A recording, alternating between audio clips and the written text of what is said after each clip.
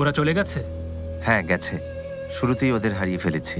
ইউএনইউএ এই এলাকা ভালো করে চেনে, সংখ্যায় কম হয় দ্রুত পালিয়ে গেছে। ওরা বনের ভেতর অদৃশ্য হয়ে গেছে, কিন্তু মহারাজ পিছু নিয়েছেন। তুমি তাহলে এখন শহরে ফিরে যাও, শিউলি পাহাড়ে লোক পাঠাও, বলবে শিউলি বাহিনীকে প্রত্যাহার করা হয়েছে। চুচিয়াওকে সাথে নিয়ে হংচুয়ানে ফিরতে বলো। জেনারেল, মহারাজ এটা জানতে পারলে আপনাকে হত্যা করবে। তাতে কিছু যায় আসে না। যদি ওই বাহিনী হামলা করে তাহলে ইউএনইউ এর হাতে মহারাজ প্রাণ হারাবেন। তখন শান্তি চুক্তির আলোচনা কোনো কাজেই আসবে না। আর যদি মনের কথা শোনেন, কখনোই জয়ী হতে পারবেন না। আবার যতদিন চুচিয়াও বেঁচে থাকবে তিনি ওইদের হামলাই করবেন না। এদিকে চুচিয়াও কখনো আর আগের মতো করে ওনার পাশে থাকবে না। জোয়ানের সাথে গিয়ে দেখা করো, ওকে যে কাজ দিয়েছি তা করতে বলবে। বলবে চিন্তার কিছু নেই, ইয়ান কখনো ওর কথা ভুলবে না। এখন অপেক্ষা করে দেখি, যদি ইউএনইউএ বেঁচে থাকে তাহলে অবশ্যই উত্তর ইয়ানে ফিরে আসবে। মাই লর্ড, এই লোকটা চারদিকে ঘুরে বেড়াচ্ছিল, আপনার সাথে কথা বলতে চাই, বলছে খুবই জরুরি। লর্ড ইউএ, আমি মিস চু এর সাথে কাজ করি, শিউলি বাহিনীর কমান্ডার জুয়ান। মিস চু আপনাকে একটা কথা জানাতে বলেছেন। শিউলি বাহিনীর কমান্ডার হুশিয়াও। কমান্ডার হুশিয়াও যুদ্ধে মারা গেছেন। আমি ওই বাহিনীর নতুন কমান্ডার। আর বার্তাটা হলো, আপনার অবস্থান সবাই জেনে গেছে। আপনি কাজের কথা ভুলে এখনই চলে যান। শিউলি পাহাড়ে হেইং বাহিনী চষে বেড়াচ্ছে, ওদের সাথে পারবেন না। ইউশানের পথ আপনার জন্য বেশি নিরাপদ। ওনার উপর আস্থা থাকলে সে পথেই যেতে বলেছেন। মহারাজের বাহিনী যে কোনো সময় চলে আসবে, দেরি করলে আর কখনো ফিরতে পারবেন না। আগে বলো চুচিয়াও কোথায়, সাথে এটাও বলো হুশিয়াও কিভাবে মারা গেছে।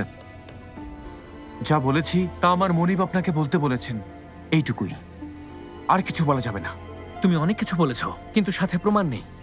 তোমাকে বিশ্বাস করতে বলছো? খবরদার, সত্যি কথা বলো।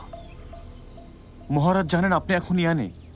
মিস চু এর সাথে দেখা হয়েছে তাও জানেন। আপনাকে হত্যা করতে বলেছিলেন, কিন্তু মিস চু তা করেননি। তার উপর তিনি চ্যান ইউয়েনের বিরুদ্ধে নিজে সৈন্য পাঠিয়েছেন আপনাকে বাঁচানোর জন্য। জেনারেল, দয়া করে চলে যান, না হয় বাকি শিউলি সৈন্যরা আপনার জন্য প্রাণ হারাবে। কমান্ডার হুশিয়াওয়ের প্রাণ কখনো বৃথা যেতে পারে না।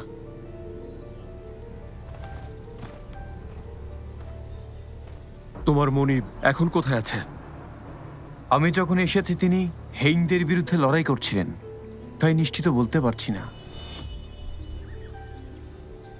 আমি বার্তা জানাতে এসেছি। মনিব যতটুকু চেয়েছিলেন আমি তার চেয়ে বেশি বলে ফেলেছি, তাই এখন আর ফিরে যেতে পারবো না। জেনারেল, দয়া করে চলে যান। ভাগ্যে থাকলে নিরাপদে পৌঁছে যাবেন। আপনার সামনে দুটো পথ আছে, হয় চলে যান, না হয় এখনই গিয়ে মিস চু এর প্রাণ বাঁচান। আপনার মতো বীরকে অবশ্যই সময় মতো সঠিক সিদ্ধান্ত নিতে হবে। মাই লর্ড, ওকে বিশ্বাস করা ঠিক হবে না। গতকালের তথ্যের ব্যাপারে কি বলবে তুমি?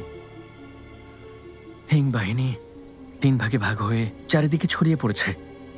একদল শিউলি পাহাড়ের দিকে, একটা হংচুয়ানে আর একটা মধ্যইয়ানে। এভাবে হেইং বাহিনী ওদের সব প্রদেশের প্রতিরক্ষা করছে। শিউলি পাহাড়ের পথে ওরা সবচেয়ে সক্রিয় আছে। আমার মনে হচ্ছে ইয়ানশুন ওই লোকটাকে ব্যবহার করে আমাদের ফাঁদে ফেলতে চাইছে। মানলাম এটা ইয়ানশুনের ফাঁদ।